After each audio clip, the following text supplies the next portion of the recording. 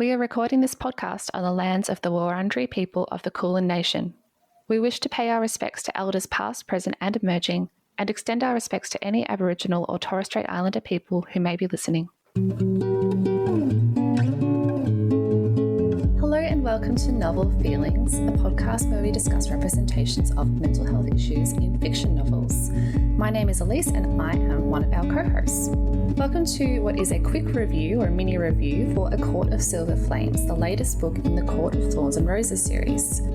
Unlike our usual episodes, today it is just me. So in case you're wondering where Priscilla is, she unfortunately is not up to date with the book series. So we thought it would just be appropriate for me to do a solo review today. So this book just came out a couple of weeks ago. So in case you didn't know already, we actually covered A Court of Mist and Fury back in season 1, and we received some really nice feedback about that. So we thought we wanted to explore the new book in the series as a bit of a follow-up. This story is all about the healing journey of a character through PTSD, but a different character to that original book, with quite different experiences. In case you don't know who I am and you're joining us for the first time, I am a psychologist and a big book nerd. So alongside my co-host Priscilla, we release a number of episodes about mental health issues in fiction novels, and season 1 of our book reviews is out now, and we've been doing a few bonus episodes before we start season 2. So about today, just a quick note that this will be a little bit of a spoiler discussion, but I won't be recapping the whole plot. Instead, I'm going to cover the trauma aspects, so the content about PTSD, which is the main focus of this from a mental health perspective, and I will be giving a quick review of the book as well as some of my overall thoughts. Now, a couple of disclaimers before I jump in. So first of all, this podcast should not be taken as therapeutic advice. And I'm speaking today as a psychologist and a book lover, not necessarily as a person with lived experience of what's covered in the book, so I recognise that my voice is limited this way. So, a quick summary of this book. A Court of Silver Flames is the latest novel in the Court of Thorns and Roses series, also known as ACOTAR, and picks up several months after the events of the novella, which is called A Court of Frost and Starlight. This is a book by Sarah J Maas, who is a #1 New York Times bestselling author of the Throne of Glass series and the Court of Thorns and Roses series, and most recently, Crescent City, House of Earth and Blood. So a quick synopsis about this book. Nesta Archeron has always been prickly proud, swift to anger and slow to forgive. And ever since being forced into the cauldron and becoming high fae against her will, she's struggled to find a place for herself within the strange, deadly world she inhabits. Worse, she can't seem to move past the horrors of the war with Highburn and all she lost in it. The one person who ignites her temper more than any other is Cassian, the battle-scarred warrior whose position in Rhysand and Feyre's night court keeps him constantly in Nesta's orbit. But her temper isn't the only thing Cassian ignites. The fire between them is undeniable and only burns hotter as they're forced into close quarters with each other. Meanwhile, the treacherous human queens who returned to the continent during the last war have forged a dangerous new alliance, threatening the fragile peace that has settled over the realms. And the key to halting them might very well rely on Cassian and Nesta facing their haunting pasts. Against the sweeping backdrop of a world seared by war and plagued with uncertainty, Nesta and Cassian battle monsters from within and without as they search for acceptance and healing in each other's arms. Just a couple of quick content notes for this episode. So some of the content I'll be talking about includes trauma, depression and low self-esteem, unhealthy coping skills including use of alcohol, suicidal ideation and some discussion around sexual assault and some discussion around the sexual content of this book. Alright, let's start the review. So first of all, let's talk about trauma. In case you don't know, post-traumatic stress disorder, aka PTSD, is a particular set of reactions that can develop in people who've been through a traumatic event which threatened their life or safety, or the life or safety of others around them. Anyone can develop PTSD after a traumatic event, although not everyone does, and it's certainly no personal failing if you do develop it. PTSD has a variety of symptoms affiliated with it. And there isn't just one way to experience PTSD. So some of the core symptoms include re-experiencing symptoms. So this is when memories have kind of struggled to be processed in the brain in the way that they normally would. So certain events or words, objects or items or thought processes can actually trigger memories that have been affiliated with the event but haven't been stored properly, and it feels like re-experiencing the event itself. This commonly happens through flashbacks or nightmares and can be really extremely distressing. We also have cognitive symptoms, so thought-based symptoms. So this is all about how you think about the event, yourself, and the future, about your interpretations and how the event itself has shaped your thought processes. And we also have physical symptoms and hyperarousal. So what this means is your body is kind of on edge or waiting for danger and preparing itself for danger. Feeling very anxious, jittery, having difficulty sleeping, and a range of other physical symptoms that occur. And in real life, aka not in a fantasy setting like Prithian, I would be suggesting trying psychological treatments, aka therapy, as this is known to be very effective for treating PTSD. But it is also something I would recommend treating quite holistically, so making changes in day-to-day life and doing a variety of things outside of the therapy session in order to aid recovery and getting back to normal, whatever your normal might look like. Nesta is pretty much certainly experiencing PTSD in this book. Interestingly, an earlier book in the series, A Court of Mist and Fury, which we covered in season 1, also featured a character with PTSD. However, that character was Feyre, Nesta's sister. So I wanted to briefly talk about how Nesta's experience of PTSD was different from Feyre's. So first of all, in terms of those re-experiencing symptoms, Feyre experiences a lot of nightmares and flashbacks, and those are triggered in a few ways, such as the colour red.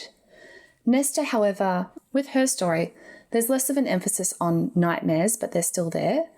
And certainly there is emphasis on flashbacks. So in this case, for example, they are triggered by things such as fire and the crackling noise, which reminds her of the traumatic experiences. Another key area of PTSD is the cognitive area, so the thought processes as well as the emotional things that might be going on. So in Akamath, Feyre did experience a lot of negative thoughts about herself, guilt and self-blame, worry about the future, and feeling that she's broken and can't be fixed. She also had a lack of interest in previous activities and a lot of emptiness and sadness, and very sadly, a desire to not be alive. Nesta, however, experiences a different set of thoughts. So first of all, we get the belief that she's a monster. So she talks about feeling that she's born wrong and actually not deserving of the love of others. She blames herself for a series of traumatic events that have triggered her symptoms and her experiences. She also experiences really significant rage and anger throughout the book. She says at one point that she didn't remember a time when she hadn't been angry. And we get a lot of thought processes as well along similar lines. So it's clear that Nesta really doesn't like herself through a lot of this story. She says at one point, "I am worthless and I am nothing. I hate everything that I am." And when it comes to how she feels about the traumatic experiences, she says at one point, "I can't fix it. I can't fix that he, her father, is dead. I can't fix what I said to Feyre. I can't fix any of the horrible things that I've done. I can't fix me." And similar to Feyre, Nesta feels a desire to not be alive. But this is alongside this desire to escape from what's going on. Nesta tends to be trying to distract herself a lot, to be constantly doing something. So we get a real window into how Nesta is coping by doing things such as drinking in bars, gambling, and having sex with strangers as well. She's also self-isolating, so choosing to live quite far away from her family and lashing out when they do try to reach out with her. To contrast, Feyre, when she was at the peak of her PTSD, was showing what we call more internalizing symptoms. So tended to get lost in her own head, withdrawing, not engaging in things that used to give her pleasure, such as painting.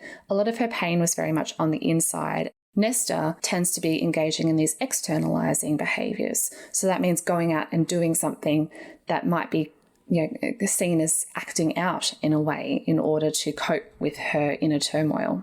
I will note, though, that it didn't seem to be that she was experiencing an addiction to alcohol. Alcohol was seen as being more of a coping mechanism, so a way of temporarily escaping from the pain by causing a different state of consciousness that was more pleasant than being in her own sober mind. It's very possible to have an unhealthy relationship with alcohol without having a substance use disorder.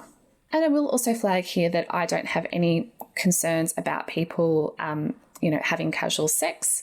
But in this case, Nesta, it seemed to be not so healthy for her. So it was a way of escaping and feeling something different. So I don't think that was probably the best thing for her to be engaging in when she was in quite a fragile state of mind. We see quite similar physical symptoms between the two. Both, while at the peak of their PTSD, were feeling chronically stressed, having no appetite, quite significant weight loss. However, Feyre, we got more of a sense of vomiting that was happening for her, quite often in the middle of the night and associated with flashbacks. And I don't think we were really getting a sense of that happening for Nesta.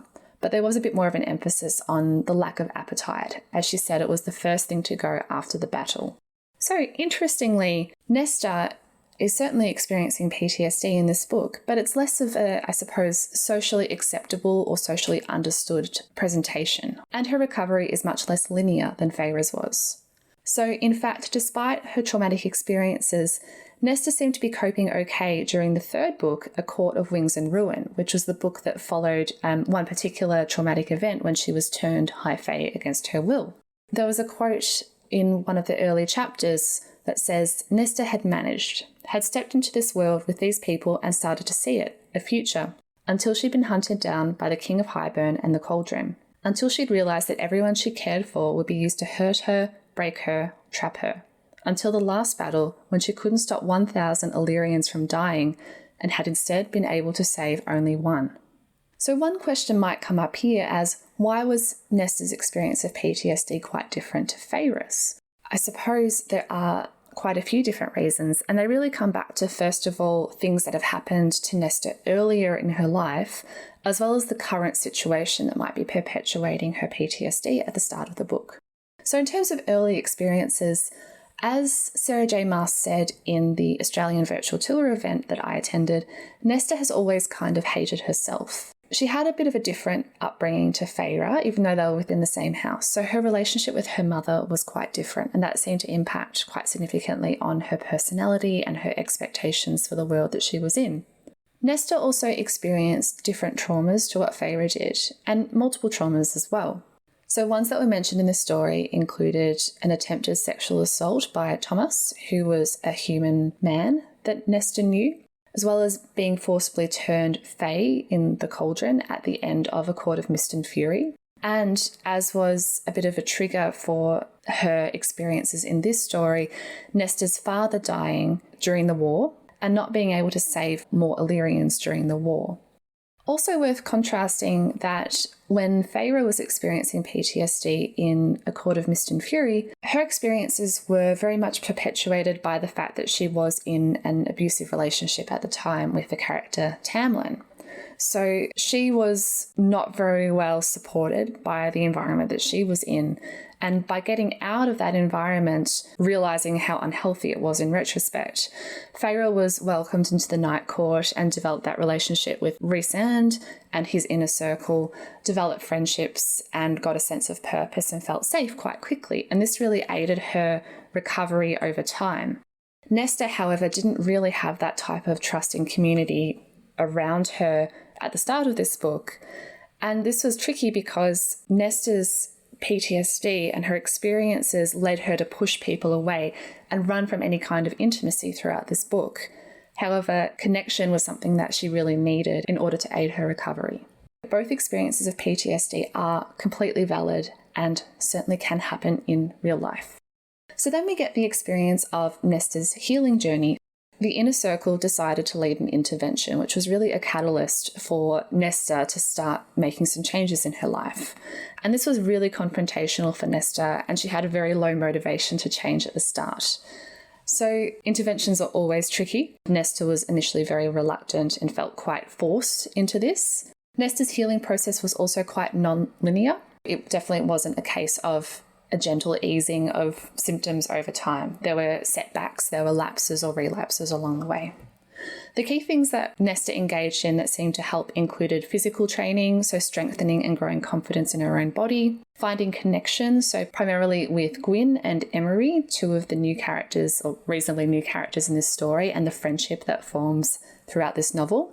Mind stilling. This is described as a Valkyrie technique, so a technique that these warriors used to use. So mind stilling is described as a series of breathing exercises and exercises to still the mind. It's pretty obvious that Sarah J Maas has borrowed this idea from breathing techniques and mindfulness meditations. So she actually mentions a very well-known app called the Headspace app in her acknowledgements within this book. So this is described as requiring constant practice and is very difficult at the start and involves inhaling and exhaling and trying to keep one's mind focused on the present moment. As I'm sure many people know, mindfulness has been all the rage for a long time, but is actually a really effective technique that I've certainly used with a lot of my clients in practice and have tried and, sometimes failed to implement in my own life as well. So I thought it was really nice to see that the author was putting something in there that did have that clear relationship to a therapeutic technique in real life, because unfortunately there aren't any Fey therapists in this world, or at least none that are accessible to Nesta. So that was really great to see something like that from real life coming into this story. And eventually starting to challenge some of those thought processes. There is a point where she has a breakdown during a hike and finally says some of these dark beliefs out loud, including how she perceives herself to be a failure and not deserving of love. Eventually, she starts to work through these beliefs, so coming to terms with her father's death and moving away from blaming herself for some of these experiences that have happened. And her relationship with Cassian. So this is obviously a core theme throughout this book, is the romance that she has with Cassian. So Cassian is, I suppose, a trainer or a mentor to Nesta at first. That eventually develops into a friendship, then I suppose friends with benefits. And then eventually we learn that they are mates and that they do, I suppose, develop these deeper feelings for one another. Nesta initially thinks that she doesn't deserve Cassian. So even though they have this kind of fiery relationship, she stops herself from feeling intimacy and from being vulnerable around Cassian and doesn't let herself acknowledge her feelings for him as they start to grow. So initially their connection is very physical. Over time, though, we do get more of a sense of an emotional connection between the two and that intimacy and vulnerability. I will also note how the Fae around Nesta supported her. I think the inner circle were at a bit of a loss regarding how to best support Nesta during this time. Their society doesn't have the same resources and messaging around mental health as our world does. Not that our world is perfect, of course. So generally we're taught that when someone is hurtful towards you or your loved ones, you should set boundaries and stay away from them. But it's trickier when a person you love is the person who's hurting you and seemingly doesn't want to help and is pushing you away. I can understand why they tried initially to give her time to come to terms with things that had happened, and a person needs to be ready to work through their own issues. But unfortunately, Nesta wasn't quite getting to that point on her own. And there probably isn't a perfect way to approach the situation. The pathway they put her on eventually helped, although there probably were some ways that they could have made it smoother for her instead of being quite so tough love, or some things that they could have tried in the meantime without jumping immediately to the intervention that they had and forcing her into the House of Wind and so on. One thing I did really like, though, was Amren's advice to Cassian to keep reaching out his hand. And I think this was a really important message. I'm really glad that Cassian kept trying to connect, even though he became frustrated at times and certainly said some hurtful things along the way. Cassian, though, did have a lot of empathy for Nesta's situation, so Cassian had also been through trauma and it had taken him years to recover. So there's one point where he says, "I'm going to tell you that it is not too late, not for any of it, and I can't tell you when or how, but it will get better. What you feel, this guilt and pain and self-loathing, you will get through it, but only if you're willing to fight. Only if you're willing to face it and embrace it and walk through it to emerge on the other side of it. And maybe you will still feel that tinge of pain, but there is another side, a better side." And I think that this really highlights how lived experience and surrounding yourself with people who get it can be so important to recovery, to feel not so alone, and to learn from what other people have learnt through similar experiences, I think can be really valuable. Overall, this was a pretty accurate depiction of what PTSD can be like. It doesn't shy away from the challenges and the dark aspects of PTSD. And it's a good companion to A Court of Mist and Fury with Feyre's journey. Sarah J Maas has been speaking more openly about her own experiences with mental health and positive experiences with therapy and medication. So in the virtual tour event, the author highlighted the parallels between Nesta's journey and her own journey. So Sarah J Maas talked about her own experiences with anxiety and depression and panic attacks, what therapy was like for her, how she herself has used coping skills and self-care, such as breathing techniques and physical exercise, to help her, And of course, these made it onto the page in A Court of Silver Flames. She also talked about how she originally felt that seeking help was a sign of weakness, but eventually came to understand the importance of getting help, being vulnerable, and not feeling that you need to manage your mental health challenges on your own. And I really loved how we were able to see that journey for Nesta, even though it wasn't linear and it wasn't easy, how she could come from a very dark place to a place that is a lot healthier. I think this journey sets Nesta up for not necessarily a happy ending, but a happier present than what she was experiencing at the start of the book. This is the Novel Universe with your hostesses, Dawn and Ashley. We rate and review the newest and most buzzworthy books. We are true book club ladies that don't always agree, but we do enjoy a good book discussion. You can find the Novel Universe on Apple, Spotify, and Google, where we post new episodes twice a month. I'm Dawn, the criticizer of books. And I'm Ashley, the fantasy architect. So grab your favorite beverage and join our universe. Overall, I really enjoyed this read, and I think it might be the second best in the series, probably after A Court of Mist and Fury.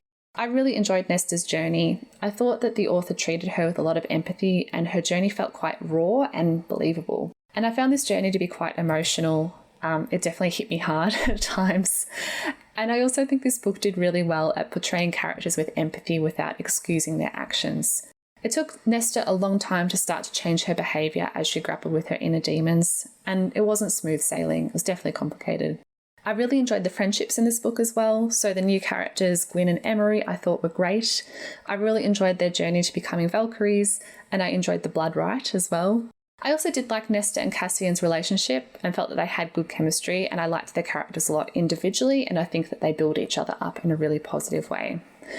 I will note, though, that it is quite a graphic book. I personally felt the number of sex scenes were a bit much. At certain points, it felt like sex with plot instead of plot with sex. If you're into that, no judgment. For me, I think it's just a personal preference. I would have edited them down a bit to make the scenes a little bit more impactful when they did happen.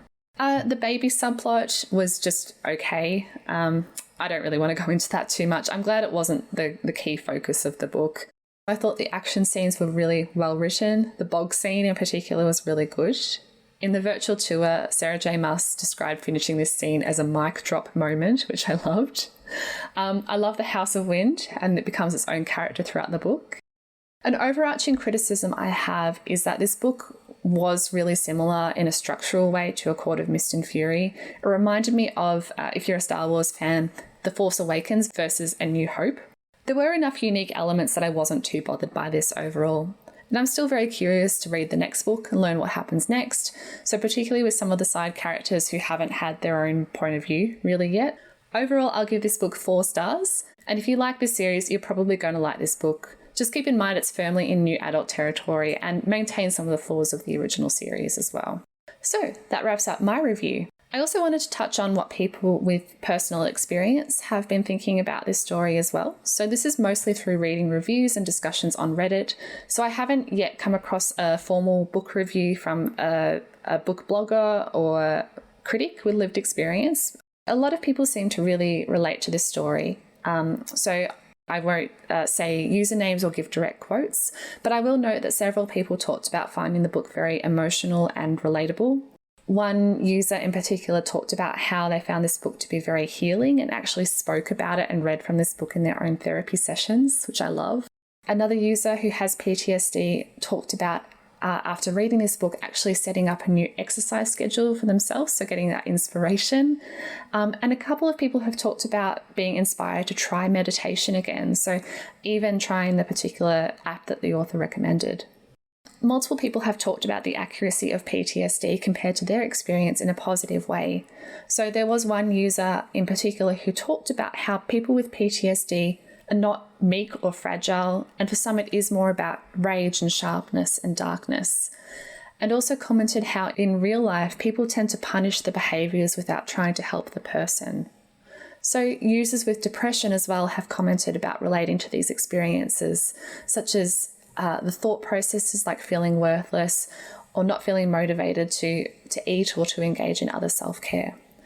So overall, people with lived experience seem to be finding this book really relatable and interesting. And if you do have lived experience and you've read this, please send us a message because I would really like to hear about what you think. I will briefly mention what's going up on our website to accompany this episode. Some of the resources we will include are similar to what we included for our ACMAF episode, so information about PTSD and getting support. Also include some information about how to help somebody who might be experiencing PTSD. That wraps up my solo episode, my mini review for today, and I assure you that Priscilla will be back for our next episode as part of our regularly scheduled programming. So for all of the resources I've mentioned, please check out novelfeelings.com for our episode summary, links to further reading, and information about getting support for you or someone you care about. If you like us, please remember to leave us a review on Apple Podcasts or wherever you get your podcasts. If you want to ask a question or just to chat, you can send a message via our website or social media on Twitter, Goodreads, and Instagram at novel_feelings everywhere.